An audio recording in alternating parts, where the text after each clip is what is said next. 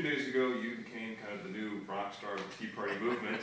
But let's fast forward, January 2013, and you're now in the United States Senate, and 2 days into the job, the Senate Majority Leader, which we'll presume is a Republican, comes to you and says, Ted, you represent the latest iteration of the conservative movement. Welcome to Washington. What are your top 3 items that you'd like to accomplish in your first year? Not that these are the most important or the only things you'll do, but what advice would you give them? Well, I'll tell you what my priorities will be. My #1 priority in the U.S. Senate will be to lead the effort to repeal every single word of Obamacare. And, you know, that's going to be an epic battle. I mean, that's easy for candidates to say it on the stump, but it ain't going to be easy to get done. The Democrats are going to dig in tooth and nail to preserve Obamacare. And an awful lot of Republicans, I fear, are going to have a tendency, as Margaret Thatcher put it, to go wobbly. And I intend to lead the fight to repeal every single word of Obamacare. And we need Republicans to collectively stand for principle and get it done. Yeah. My second priority is closely related to that, and that is to lead the effort to dramatically shrink the size, power, and spending of the federal government. Our nation is in crisis right now. Our national debt is larger than our gross domestic product. We are galloping down the road to where Greece and Italy and much of Europe find themselves. And if we don't stop this spending now, we're jeopardizing the future in this country, and that is not something the American people are willing to sit by idly for. That's why we're rising up. It's why we're seeing a great awakening, and we need our elected leaders in Washington to listen to the people and to stop spending money we don't have. That's great. Now, you mentioned Obamacare. Now, you were the Solicitor General of Texas, so you've probably watched the Obamacare legal debate unfolding. I know Texas was a part of the lawsuit, so was Wisconsin, and for many other states where we've seen conservative leaders. What would your advice be? I mean, you're coming out from the state level, you're transitioning at federal level. What would your advice be to a state lawmaker or state officials who are wrestling with Obamacare right now? Should they hold off? Should they work to find ways around it? Or is this something where they should throw up their hands and say, well, we lost, we didn't get everything we wanted in the lawsuit, so we should just comply as long as necessary? What would your response be? #1, we're seeing a number of states that are saying, I mean, the Supreme Court did have a few windows of light in an otherwise miserable decision. Yeah.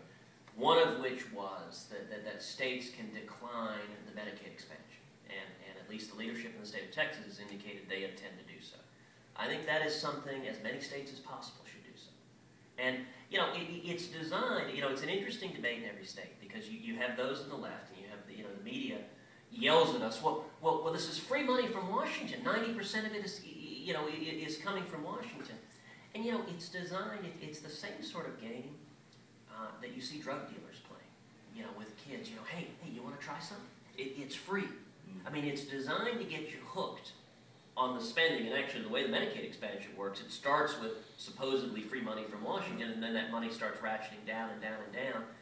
And there are 2 critical points on that. #1, ultimately, it ends up coming out of the state coffers and out of the state taxpayers.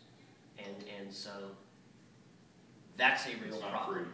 But #2, where do you think the money from Washington comes from? A lot of people forget basic principles, and one of the simplest principles of all is Tom Stoppel. There ain't no such thing as a free lunch. Mm-hmm. Everything that government gives to you, it must first take from you. And I would urge state leaders all over the country to fight to restrain the size and power and spending of government. That's true of the federal government, and I think the states should fight vigorously to restrain the federal government and to restore the 10th Amendment. But it's also true of the state governments. I don't believe in the 10th Amendment because I like a lot of power at the state level. I'd like to restrain the states too and restrain the cities, because ultimately what restraining government is about is protecting the liberty of the people. And that is the ultimate objective. Yeah, it's interesting. I noticed today the White House just came out with some statements. One of the regulatory czar for the Obama administration is retiring. And interestingly enough, all the press releases and statements the White House put out today touted the fact that this individual saved taxpayers money. And while I think the credibility and the factuality of that could be debated, I think it's fascinating that this White House and this president, after spending so much money, is now going back and saying, we think that this is great because they're saving taxpayers money. What is that, in your mind, how does that speak to the November elections and to the American people as a whole? I mean, if the Obama White House is now trying to push the fact that they're saving taxpayers money, what's that say about the issue of liberty in the election coming up? Well, there is a basic dynamic that plays out on the national scene. Republicans win when we effectively articulate what it is we believe. Democrats win when they effectively obfuscate what they believe. If you look in modern times, whether it was FDR or JFK or Bill Clinton or Barack Obama, not a one of them ran as a big government collectivist socialist. Every one of them ran pretending to be a conservative. Go back and watch the 2008 presidential debates. Barack Obama repeatedly looked in the TV cameras and said, "I will cut your taxes." He ran as a small government conservative, and in one of the greatest acts of political malpractice in modern history, Republicans let him get away with it. The reason that dynamic plays out is this country is fundamentally a center-right country. Those are the values that have been part of America for centuries are the values that every small town, every small business, families have understood. Living within your means, individual responsibility, taking responsibility for your family. Those are the American values that we need to defend. And how do we win in November 2012 against Obama? We make a battle of ideas. It is a choice between two different paths. The one is more and more federal government spending, more and more crushing debt, more government control of the economy and our lives. And the other is returning to the principles our nation was founded on. Free enterprise, individual liberty, individual responsibility, which has yielded the greatest prosperity and material welfare of any nation in the history of this globe. That's what the choice is. And if we focus on ideas and we focus on liberty, that's how we win.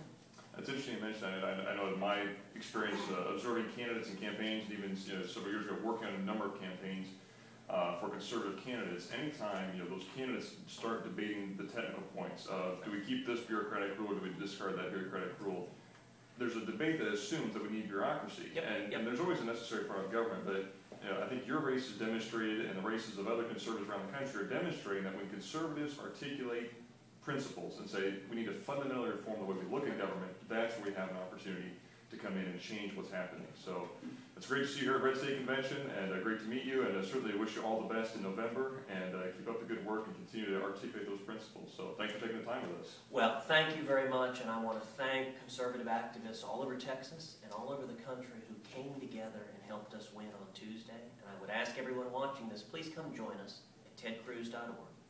If you can, support the campaign financially. Join us on Facebook, join us on Twitter, and help us spread the message. The way we won on Tuesday, the way we're going to win in November, is conservatives uniting, grassroots conservatives across Texas and across this country. And the way we're going to turn this country around is conservatives uniting. And I'll tell you, I am honored to march side by side with you, each and every one of you. Together, we're taking our country back. All right. Thank you very much. Appreciate it. Thank you.